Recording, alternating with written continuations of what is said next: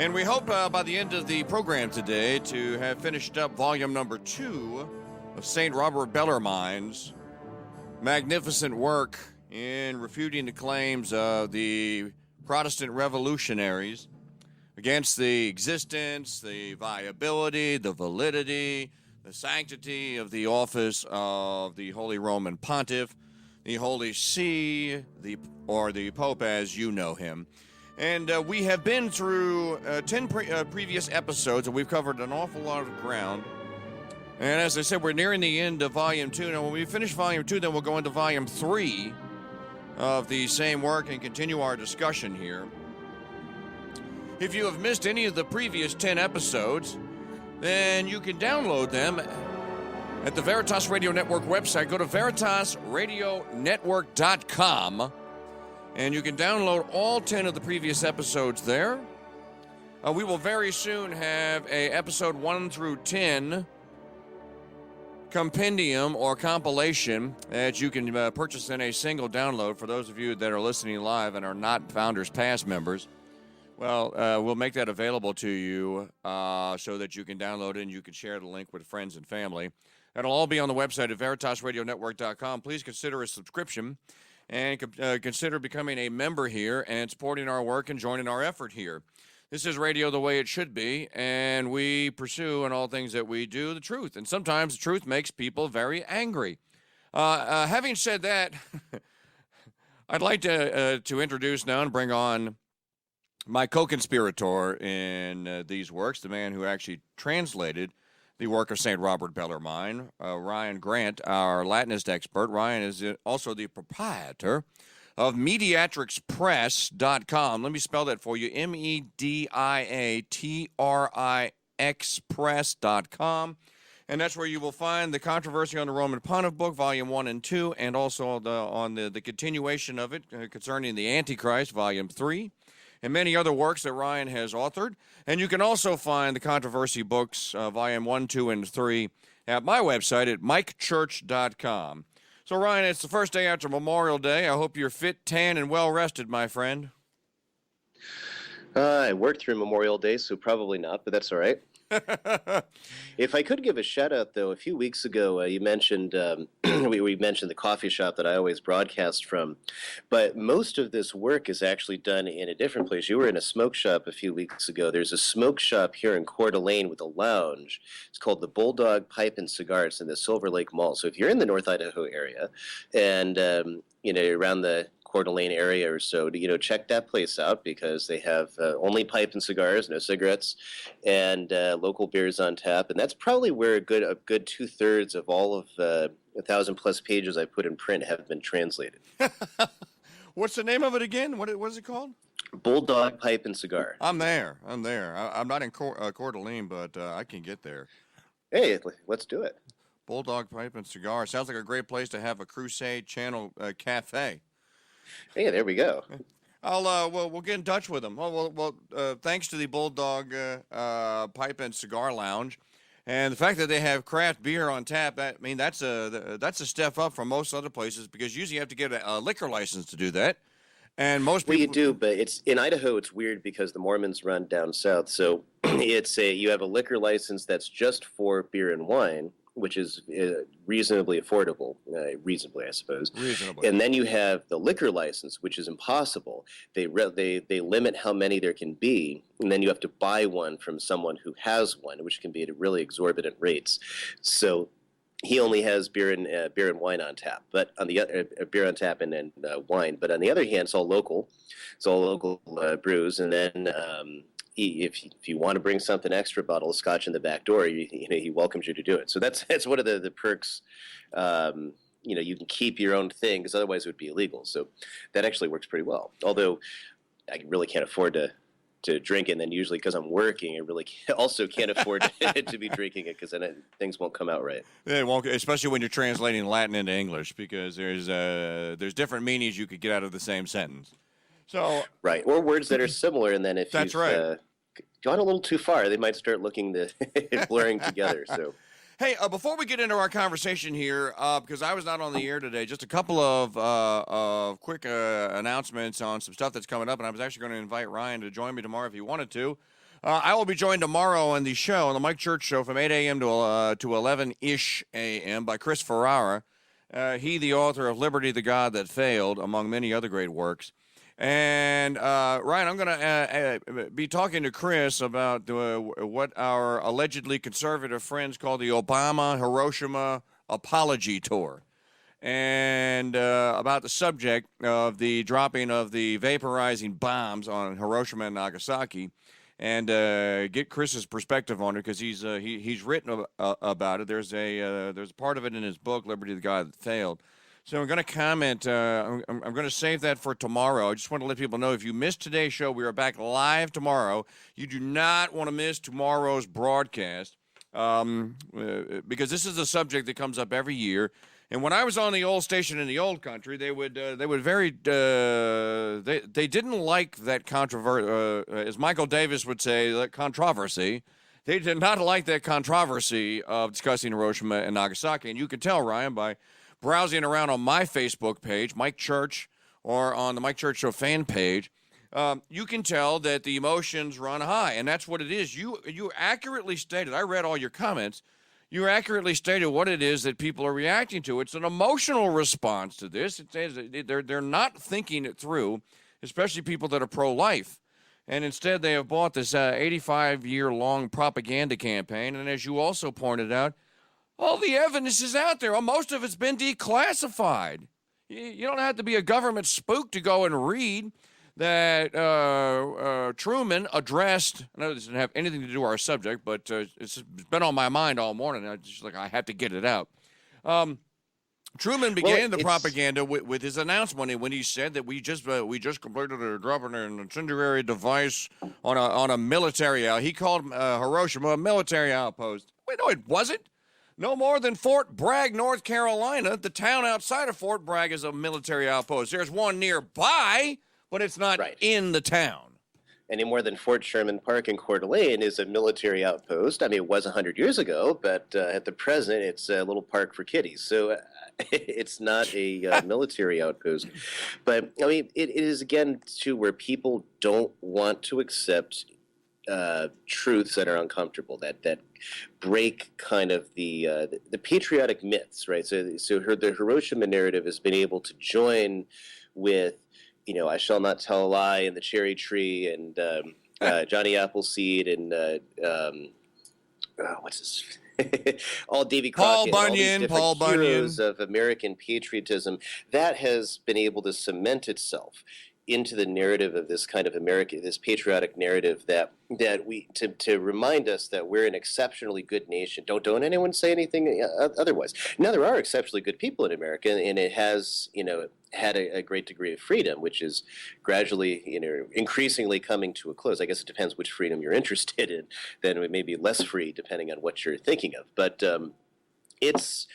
it's something that people don't want to face, that inconvenient, I shouldn't use that phrase, that uncomfortable truth that, well, maybe not everything that our government has always done is right, and then people can't deal with principles. So you're saying all our servicemen are evil? No, we're not saying that at all. And it's the people who pulled the trigger and the people who made the decision to pull the trigger that are responsible. Not every serviceman who may or may not have known what was going to, in fact, did not know what was going on or what was involved. So, no, we're not painting all our servicemen evil. But you have it really, what it is, if you want to make your country stronger, it has to be able to sustain legitimate criticism in order to overcome difficult things and become better. And if you can't do that, your country is not a good country. And I'm sorry to say that, but you have to be able to, that's really a mark of true patriotism. If you really love your country, you want it to be better. You want to give legitimate criticism. Just like if you want to be better, you say, how's my show doing? Oh, I think it's great. No. Tell me, I want to know really how my show's going. So I can, that's the kind of feedback you want, right? You don't want yes men. Oh yeah, Mike Church Show is the greatest show that ever was or ever will be. That's right. You don't want yes men like that, because you can't improve. And that's really the same thing in patriotism. Well, and the other part of this is, and it kind of ties in with our subject matter here, many people will not also through 500 years of propaganda, right? If you think that the that the Hiroshima myth and Paul Bunyan and Davy Crockett and the rest of them, if you think that mythology is implanted into the brain of the intellect of your average American out there, try wrestling with the Protestant mythology that is implanted firmly into their brains. And when you approach the truth on the matters, even when you present it to them, even if you divorce, if you just present the teleology, I think that's what you historians call this, the teleology of this, which is, or the chronology of, okay, in this sequence of events, this is what happened. No, man, that ain't the way. No, that's you guys. You just making that up. No. And even if it did, you spelled it wrong. You got it wrong. There is so much ill will that has been built up over the ensuing 5 centuries, Protestantism, since Luther's revolt, so much ill will towards Holy Mother Church and towards the office that presides over, and that's the Holy Roman Pontiff, which you and I have now spent 10 weeks together discussing and trying to just keep. I think our presentation, Ryan, has been rather factual. We really haven't gotten into the theology of. We can, and when we get to the Antichrist part, I think we will. But we've actually just been presenting, and I continue to remark on this. And folks, if I'm not doing a good enough job on this, please let me know. But I can continue to remark on this every time we go through one of the chapters here in Bellarmine's work of what a magnificent historian he was. So we deal with this in the same kind of response to an uncomfortable truth. The case that we are presenting here is historically almost airtight. I say almost because nothing can be totally airtight when you're talking about history because we weren't there. You have to rely on accounts of things that are written. And, of course, someone may have written something down that they may have been biased at the time. You know, you have to acknowledge that as a historian. What you're trying to do, though, is to get the flavor and as much of the facts together as you can. I remember reading the introduction to Joseph Ellis's book called Founding Brothers. He wrote this book about the early founding fathers of Constitution and Declaration of Independence fame, and how they were kind of a brotherhood, and how the history kind of came together, and that it was impossible for anyone to know truly what the tone was that was used in any room or in any particular conversation, because a letter does not convey that. But in any event, we're dealing with a similar set of circumstances here when we deal with the existence of, the validity of, and I would say the sanctity or the divinely called for nature of the Holy Roman Pontiff. And I believe that our discourse has been largely fact-based. In other words, it's been a history lesson. So it's a walk through the early history of early Christianity. Ryan, did I miss out on anything? Anything you'd like to add before we proceed? I don't think so, although I should acknowledge one serious, glaring historical error that I did make in one of the episodes. I have no idea which one it was, when I mentioned that Bellarmine frequently cites a John Turcramata, and that's actually one Torquemada. And I had unfortunately mixed him up with his nephew when I spoke. Not sure why I did that. One Torquemada was a famous Spanish Dominican theologian, and then Tomás Luis Torquemada was the other Torquemada of the Inquisition fame, but I had said that they were the same person. So there's one factual error that I did make that should be cleared up before we go on. Yeah, I was, and when you said that, all I was thinking of was History of the World Part 2. Torquemada, you can't talk him out of nothing. I was thinking of that. So we proceed, ladies and gentlemen, our introductions. Now having been completed, a reset of our subject matter now having been completed, to chapter 16 of the second volume of St. Robert Bellarmine's work on the controversy over the Roman Pontiff.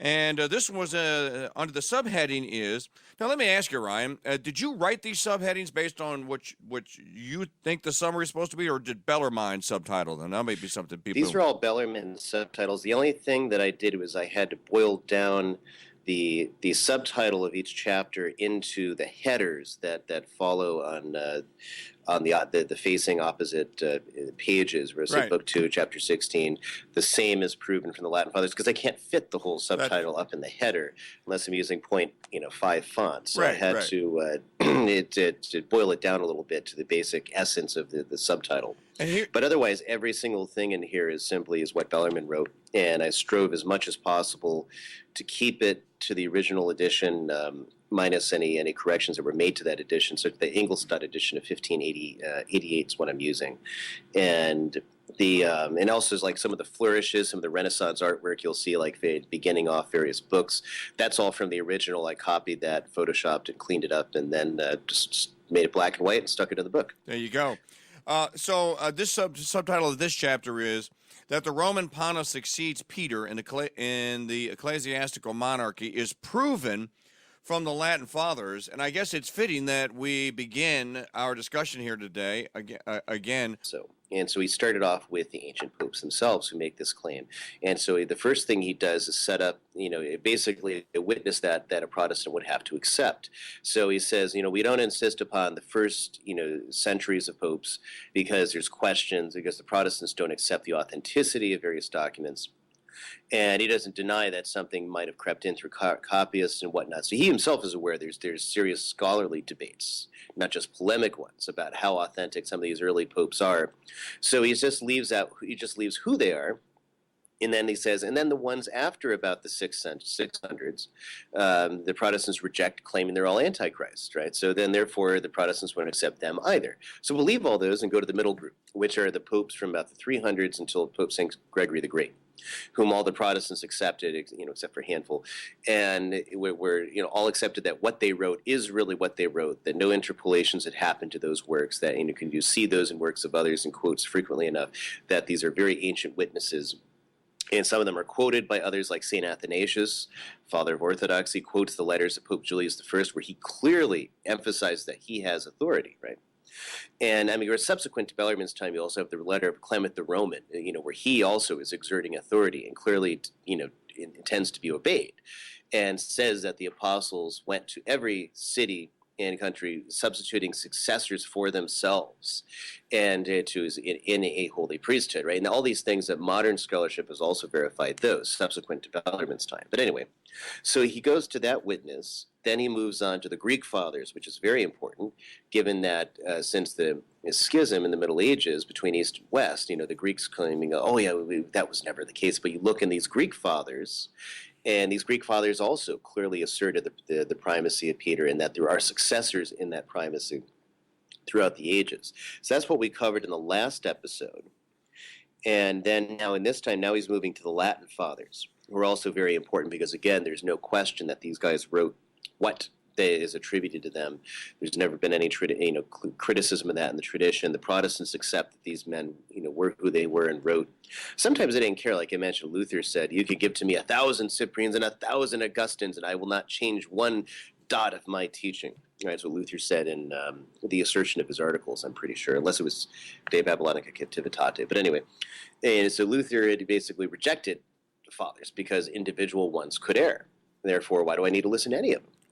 And Bellarmine assured copiously that's not what has always never been believed. Rather, the fathers produce a witness that universally this is the faith. And you're stuck with a position of saying, well, okay, these guys got it wrong, so what we really have to do is go back to the first century. Guess what? Right after the apostles, they got it wrong. What kind of church did Jesus establish where they got it wrong right after the apostles are dead? It just doesn't make any sense. And as Cardinal Franzlin, who was an expert at Vatican I, put it in his work, De Divina Traditione, he says in the fifth chapter there, the fifth thesis, why would Christ, as he clearly does in the Gospels, and some Protestants even admit, establish an economy for the teaching of the faith by actual living witnesses, where there is yet no scripture, there's yet no New Testament? He establishes a magisterium, and where, at what time, and by who does this give way to a magisterium of a book? Where do we see that happening? We don't see that happening. Instead, we see the perpetuance of a magisterium, of authentic teachers and custodians of the faith that are baptizing all nations in the name of the Father and of the Son and of the Holy Spirit, throughout all of time, Right? And so, so the Latin Fathers now are the next witness to this that Bellarmine brings forth. So he starts off with St. Cyprian. And he notes that St. Cyprian proposes three things. Firstly, the font of truth is from the church, that is, from the church whereby doctrine will have begun, from where doctrine will have begun. Secondly, the head of the church is different from Christ. For a little before, he had said that all the heretics seek Christ. Nevertheless, here he says that all heresies are born because they do not seek the head of the church. Thirdly, the doctrine of the heavenly master is what the doctrine of Christ might be from the church and its head. So then after, because he's giving a quote from Cyprian, where Cyprian compares the church to the source of a river, the font. Right. He says that heretics do not return to the font of truth, nor do they seek the head, nor preserve the doctrine of the heavenly master. But they do seek Christ, yet they don't seek the head. Right? Now, in truth, Christ is the head, but he's the invisible head of the church, right? And so the Pope is the visible head. He's like a viceroy, and that's what Bellarmine compares the Pope to in different places where he talks about the political aspects. He said he's like a vice-regis, a viceroy. That is, literally, it's a French term, in place of the king, viceroy. And so he is there in that job until the end of time. Then Christ will reassume the visible headship, and there won't be any more popes. So that's how that works. So anyway, so Bellarmine continues, after these particular things were proposed, namely the quote we just gave, that heretics do not return to the font or seek the head, preserve the doctrine of Christ, Cyprian declares, saying, the Lord spoke to Peter, I say to you that thou art Peter, and upon this rock I will build my church, and the gates of hell shall not conquer it, and feed my sheep. So in that place, Bellarmine says, Cyprian teaches that the font of truth is from the church, which he had said must be sought in these words of the Lord. Therefore, this doctrine begins from the church, and similarly, the head of the church, which he had said must be sought in Peter, in the doctrine of heavenly master are these same words. This is why a little afterward he adds and teaches that the church is one in its root and head, although it is multiplied in the propagation, and he places three examples, one of a light, one of a source of a river, a font, and a tree. All these are one in the root, and yet are multiplied in their propagation. Therefore, we have from this place that Peter is the head of the whole church. So, and then he goes on with different other quotes from Cyprian, make it abundantly clear that Cyprian actually did, believe that the Pope is the head of the church. And historically, we know that too. With various letters we can see from St. Cyprian of Carthage that there's, even in the debate with Pope St. Stephen, where the rebaptizing controversy which went up, even there, it's a question, as many historians of this pointed out, you can actually see my forward on that in a collected works of St. Cyprian from Arcs Publications. I wrote the forward to that, and I noted these very things, that for Cyprian, this question was thought to be a matter of discipline, not of doctrine, because then he professes, when Novatian sets himself up as an anti-pope in the year 250, the Cyprian declares that all must be in communion with Pope Cornelius, not with Novatian. In Novatian, the anti-pope, wrote letters to every church in the whole world demanding they communicate with him, because it was seen that the Bishop of Rome, you have to be in communion with him, even in the year 250. So now, okay, go ahead. No, I was going to say, I'll just go out on a limb here and say that the churches refused. The bishops of the churches that received the letters that you must communicate with me refused. Right. Well, Novatian taught the doctrine that eventually would become that of Donatus and his followers that we call Donatisti or Donatists. And these are the ones which we know from the debates in St. Augustine's time. The Novatian is taught, because this is right after a major persecution hit the church. We had an emperor, Decius, who came to the throne, and he's marveling at the fact that every Roman emperor since Septimius Severus has not died in his bed, rather they've been murdered. Why is this? And we have civil war, and everything seems like it's falling apart. Oh, because we're not worshiping the gods enough. That's why. So Decius orders that every Roman should go to the temples and offer sacrifice to the gods, and bring a certificate, an illebaticus is the Latin word, a certificate showing that they had done this. Now, he probably didn't know anything about Christianity or hadn't thought much about it, but all of a sudden now this created a problem for Christians. We can't go to the temples and worship with the gods. but the authorities were absolutely adamant that you had to do this, because for a conservative, patriotic Roman, a conservative patriotic Roman demands that you have to uphold the pietas of the state. So that meant worshiping the gods. Otherwise, you're not patriotic. Simple enough. And so you're with us or you're with the barbarians. I don't know. I've heard this one before. I think I've heard this one recently, as a matter of fact. Either you're with us or against us. Yeah. And then, but that's what happened. So there was a massive persecution that hit the church. So a lot of Christians, because there had been peace for so long, the relative peace, as in the Romans weren't really interested in enforcing the various laws against Christianity, they just let it go. And they now all of a sudden they're back on the, all right, you're going to worship the gods or else. And so some Christians, gave in and offered sacrifice to the gods.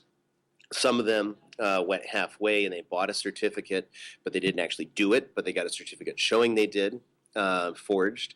Others would have one person kind of, take one for the team, right, for the whole family or for a whole group, and get certificates with everyone's name on it. If only he would just go do it. St. Cyprian records a nurse that had taken the baby of a household with her to the temple to offer sacrifice, and because just like in the Eastern Church now, they gave communion to infants. Just as they do now in the Eastern Church, the infant then violently vomited up the holy species because it had been present at this sacrifice to the demons. So Saint Cyprian records that. I forget in which epistle, either that or it's written in his life. I can't remember which, but so these things had gone on. So Novatian comes around and says anybody who bent the knee to the idols is not worthy to be a Christian, because only the good can be in the church. Only those who are pure, no one else. And no sinners can be in the church. Anyone who commits a mortal sin basically is out forever, excommunicated, can never be reconciled with the church. That was Novationism. And the rest of the church had a horror of this particular doctrine, which became that of the Donatists. And so the Donatists ended up, and this is actually very significant for the rest of this work and also the other works that Bellarmine has written that I have translated, like on the Marks of the Church and on the Church Militant, which I'm putting out hopefully this week. Good. Yeah, not quite done yet, but it's almost there, where he takes up this whole question. But anyway, the Donatists believed that the true church was only in North Africa because they alone had the pure and the good, even though they didn't. But anyway, that was their claim. Right? And only the good can be in the church, and sinners were not really in the church. So because no one else held this, that the true church was only to be found in Africa.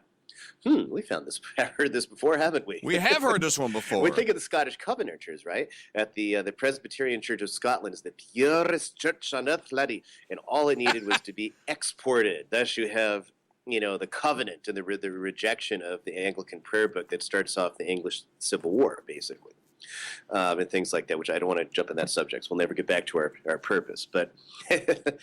So all of these things are, kind of in the fore when you're talking about Cyprian, and it gives a very good, example, because Cyprian teaches against these teachings. He also because he writes in De Lapsu, that both sinners and the good are in the church.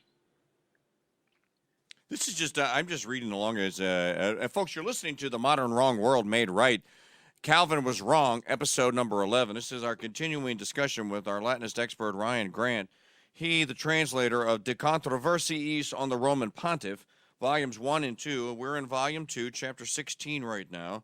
And I'm just reading his history here, and Bellarmine makes a point. I'm not sure if he's reiterating a point that Cyprian made, or if he's just making a statement. But this really is quite brilliant and simple and beautiful at the same time, right? And that is that. Well, if this guy is bolting from this Novationist cat, or Novation is bolting from the church and demanding that others come with him and that they be separate and apart from, they don't want to be a part of the church, he is by his own action acknowledging that there is a single entity called the church. And that's one of Bellarmine's point, right? I'm reading from page 234 now. Where he says that that's what Cyprian says. He says, quote, the Episcopate is one, part of which is held in solidity by individuals. Therefore, they say, there is not one bishop of the whole church. Secondly, they object on the basis of Cyprian's epistle to Quintus, and I think you just covered this, where Cyprian, while residing on council, says, quote, no one constituted our bishop, that he should be of bishops or compel his colleagues by a tyrannical terror to the necessity of obedience, when every bishop has the right of liberty and his power of his proper judgment, just as he can be judged by no other, since he cannot judge the other. But we await the judgment of our Lord Jesus Christ, who one and alone has the power of putting us in charge of the governance of his church and judging it from our act, close quote. And then Bellarmine responds, and you could pick it up from there. This really is logically speaking, and I'm still studying logic with Brother Francis Malouf and Brother Andre Marie today. But logically speaking, Bellarmine, it just demolishes their argument as they come. He just swats them away like so many pesky flies. And it's good because this quote is used also by the Greek Orthodox or the Eastern Orthodox apologists to argue against the papacy regarding from Cyprian. They say, see, he's saying what we say. All bishops are the same. Each one is autocephalous, and no one is above the other one except in council. And so now, Bellarmine responds, the Episcopate is one in the same manner in which the church is one. Furthermore, the church is one in the same manner in which many branches of a tree are one tree. Many rivers are one water, and many rays one light. And in the same place, Cyprian says that there is unity just as in the branches, rivers, and rays by reason of the one head, that is, of the root, font, and the sun. Even though the branches, rivers, and rays are multiplied, so also the church is one, and the episcopate one, in the root and head, although there are many particular churches and many particular episcopates. Therefore, part of one great episcopate is held by individual bishops in solidity, but not equally, nor in the same way. For Peter and his successors hold that part which is just as the head, and the root, and the source, or the font. The rest hold the other parts, which are like the branches and rivers. The one episcopate is, as we said, similar to a heterogeneous body, not a homogeneous body, from which it follows that individual bishops do not hold part of the episcopate in the same way. For just as the root, although it is a part, as the branch is also, nevertheless holds up and rules the branches, as well as everything which is in the branches. They are virtually in the root, not the other way around. So, also, although the Roman Church and the Roman Episcopate are part of the universal church and the universal episcopate, just like the church at Tusculum has its episcopate, nevertheless, the Roman Church rules Tusculum, not the other way around. Therefore, the teaching of Cyprian is rightly gathered that the Roman Pope is not only the bishop of all churches, as there are indeed other true bishops who receive their part of the universal church to rule. Nevertheless, it is not rightly gathered that the Roman Pontiff is not the head and pastor of all bishops, and hence also of the universal church, seeing that the part which has been consigned to them to rule has the place in the church which has the root in the tree, the head in the body, and the font and rivers of waters. So that's the first thing, just commenting, and then he deals with the second objection. He says, when Cyprian says no one makes himself a bishop of bishops, he speaks on those who were present at the Council of Carthage. He does not include the Roman Pontiff in that teaching, who truly is the bishop of bishops and father of fathers, as we will show below when we treat on the titles of the Roman Pontiff. Now, when he says that a bishop cannot be judged except by God, just as he is constituted by God alone, I say, it ought to be understood in dubious and secret matters in the same way St. Augustine expresses it when recalling these very words of Cyprian. I think in those questions which have not yet been discussed, with a very refined examination, etc. In that place, he teaches that Cyprian meant that individual bishops in a council, while a matter is discussed, can freely state their opinion, nor ought they be compelled tyrannically by the president of the council to his opinion before a question may have been defined. For otherwise, how could a pope judge and depose heretical bishops or manifest schismatics, as is clear from Cyprian's letter to Pope Stephen, where Cyprian exhorts him to command the Bishop of Arles to be deposed and to constitute another in his place. So that's an important witness because, again, like I said, you see the Orthodox today use those previous quotes from Cyprian to say, see, the Pope can't be, he doesn't think there's a Pope. But clearly Cyprian does, as Bellarmine shows from that analysis. Yeah, and again, folks, you're listening to a historical, this is a historical and a chronological argument. Again, there really isn't any theology here, other than we are talking about holy men, or we hope that they're holy, and we pray that they are holy, and they begin holy, and they remain holy. But if you'll notice here, there is an order to these things. One of the things that I find most fascinating about all of this and about all the discussion and about all the discovery that I am blessed to have made in my little, because I'm a revert, right? I don't know if you're a cradle Catholic or not. I'm a revert. I was born, fled away, came back kind of lukewarm in the early 90s, went through RCIA and the Novus Ordo. Really didn't practice, probably fell out of total practice for 8 years or so, and then discovered the Tridentine Mass in 2010, and the rest, as they say, is history. But I find this fascinating, and one of the things that I find is most compelling about this book and about these arguments and about this historical presentation, because it's repeated, Ryan, whether I'm reading Robert Bellarmine, or whether I'm reading the works of St. Thomas Aquinas, or whether I'm reading Augustine, or whether I'm reading Gregory of Nazianzen, whether I'm reading a commentary on the book of Job, whether I'm reading the works of the great St. Bernard of Clairvaux. Any of these works, these guys all work, their minds all work the same. And it is logical, it is a very clear process, and it uses Scripture, it does use it, but it's not the be-all, end-all. There's also a history that's outside of the Bible, that's outside of Scripture. And that's what we're seeing here. Bellarmine is just to me anyways, if this were a courtroom drama, Bellarmine is just destroying the hostile witnesses. And it's just pointing out that you guys are just basically making this stuff up as you go along. And every time we answer, you just come up with a new trumped-up charge. But Bellarmine doesn't shy away from the answer. Instead, he continues to just pound away. And I know that we've been over this before, but I think we should reset this in episode number 11 here of our series, that at the time, and I'll let Ryan comment on this because he knows far more than I do. Remember, I just drive the bus. I make sure that the bus stops at all the stop signs and does the red lights. Ryan is actually the reason why I'm driving the bus. Ryan is St. Bellarmine.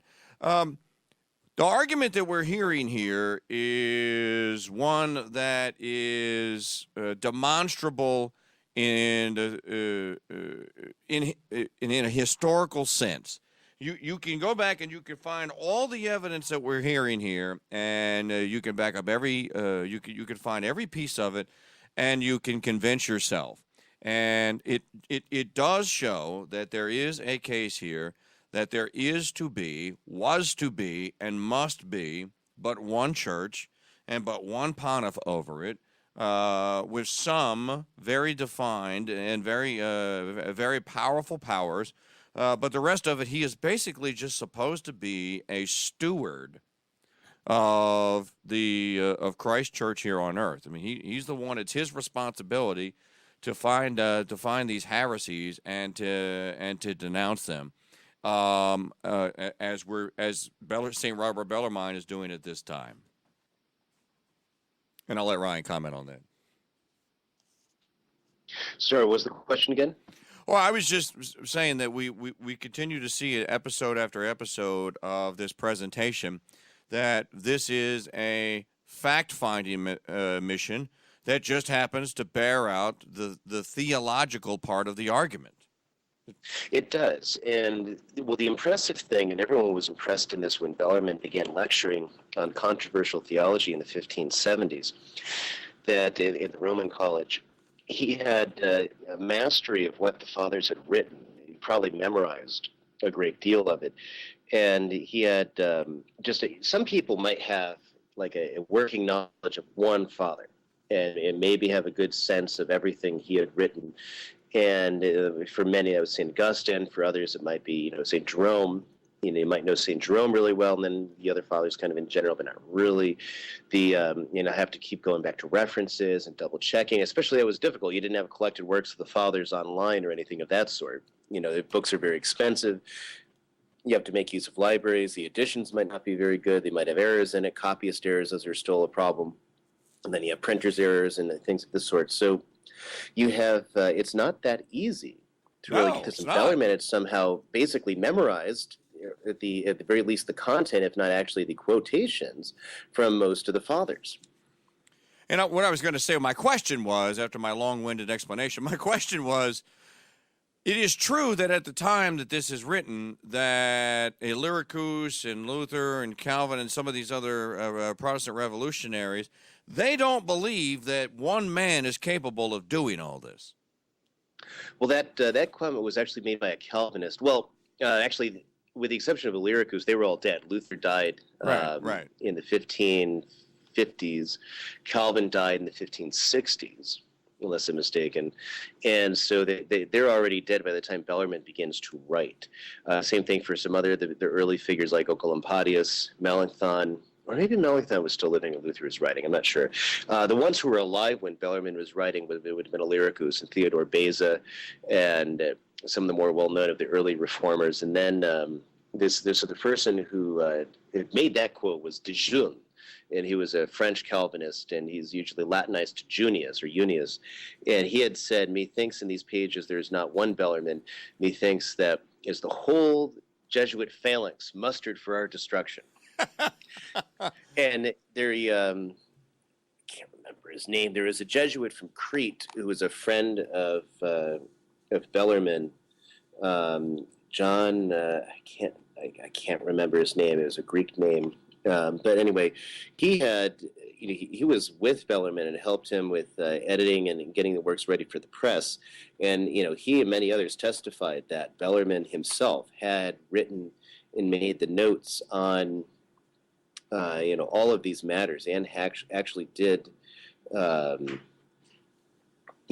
this. It wasn't just, wasn't a bunch of people getting together. He really did, which was a major feat. Nobody really believed, that the reason that they didn't believe he could do it was just to seem so incredible. One man could do this much. And it shows in as much as in the 1680s, Bossuet, good Gallican that he was, French Bishop Meilloux, the court theologian for Louis XIV, he lamented, he was a Gallican, he believed that in the Gallican side of the whole controversy that, the French church was superior to the Pope and in France.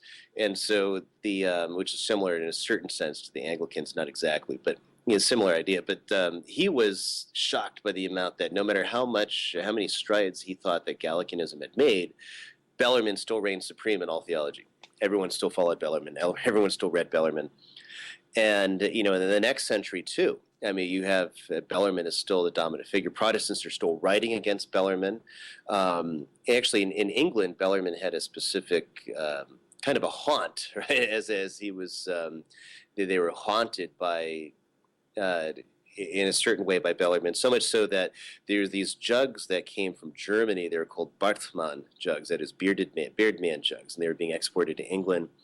And they bore a slight resemblance to an effigy of Bellarmine in his books, so they took to calling them Bellarmine jugs.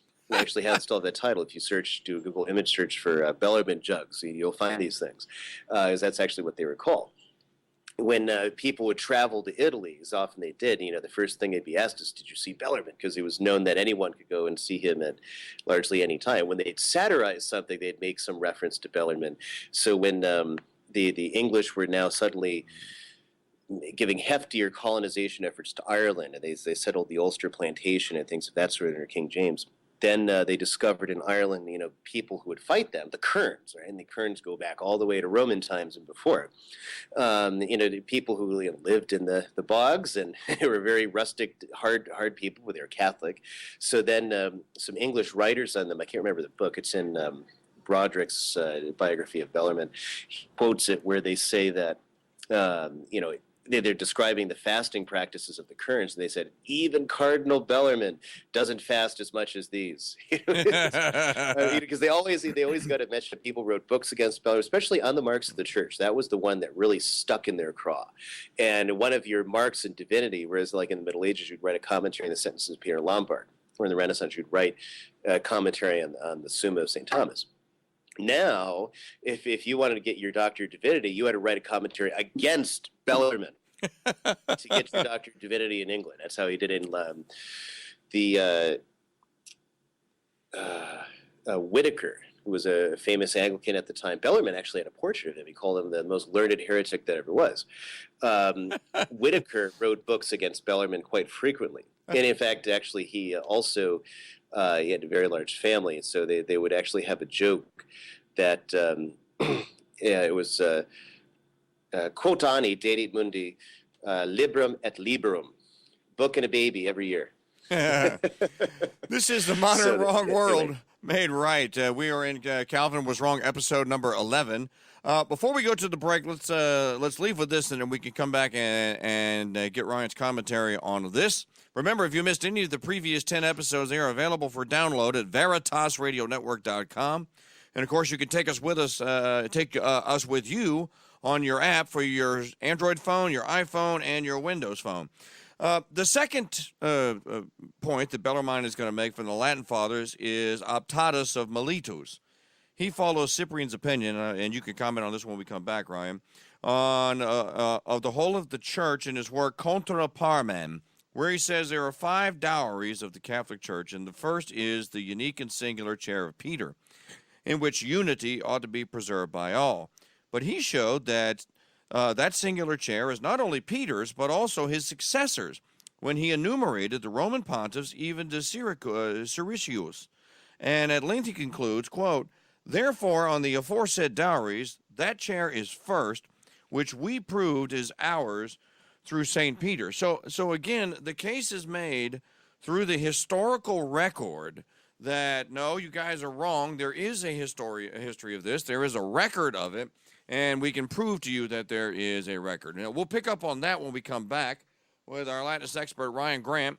This is the Veritas Radio Network, the Crusade Channel. This is episode number 11 of the Modern Wrong World Made Right, Calvin Was Wrong series on the Holy Roman Pontiff. We'll take a short time out. We'll be right back, and we'll continue this discussion. And remember, we're live for 2 hours here today, hoping to get to the end of Volume 2 here on the Crusade Channel on the Veritas Radio Network. Radio the way it should be.